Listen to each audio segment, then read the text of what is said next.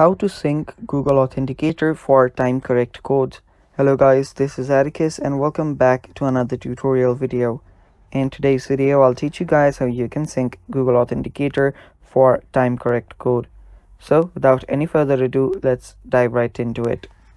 So first things first, make sure that you have the updated version of Google Authenticator app, and after you do have that, simply head over to that app. After you open up Google Authenticator, make sure that you're logged in into your account as well. After doing that, simply tap on the three lines on the top left, and there you should find settings. Tap on settings, and after you're on settings, there you should find an option called time correction for codes. Now, I do not have this feature for some reason, but there should be a time correction for codes option. Simply tap on it, and then after you tap on it, you'll get another option to sync your time, or you sync your account. Tap on it, and then your time correct will get synced, and that's basically how you sync Google Authenticator for time correct code.